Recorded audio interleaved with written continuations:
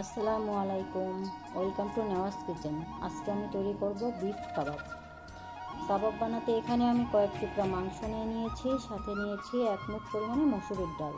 তবে এখানে বুটের ডালও ব্যবহার করা যেতে পারে। নর্মালি মাংস রান্না করতে যে যে মশলা লাগে ওইগুলাই নিয়েছি, সাথে এক্সট্রা 1 চামচের মতো কাবাবের মশলা নিয়ে নিয়েছি। এখন পরিমাণ মতো তেল দিয়ে মাংসটা মিডিয়াম হিটে খুব ভালো করে কষিয়ে নেব।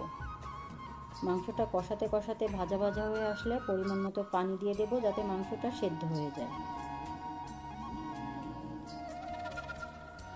মাংসটা পরিপূর্ণ সেদ্ধ হয়ে গেলে হালকা আঁচে কিছু সময় নেড়েচেড়ে মিশ্রণটা একেবারে শুকিয়ে ঝরঝরা করে ফেলবো।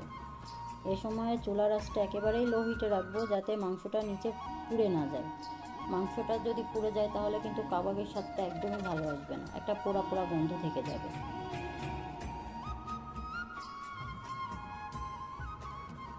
এখন এর ভেতরে থাকা গরম মশলার উপকরণগুলো একে একে তুলে নিব। মিশ্রণটা একটা ব্লেন্ডার জারে নিয়ে নেব। এখানে 2টা ডিম ও একটু লেবুর রস দিয়ে ভালো করে ব্লেন্ড করে নেব। ব্লেন্ড করা মিশ্রণ থেকে অল্প অল্প নিয়ে হাতের তালুতে কাবাবের শেপ করে গরম তেলে ভেজে নিব।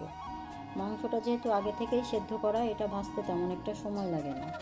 হাই হিটে এপিট ওপিট লাল করে ভেজে তুলে নিলেই হবে। এই কাবাবটা বানানো যেমন সহজ, খেতে কিন্তু ততটাই মজা। আমার ভিডিওটি যদি ভালো লাগে আমার চ্যানেলটি সাবস্ক্রাইব করবেন, আর লাইক কমেন্ট শেয়ার করে পাশেই থাকবেন।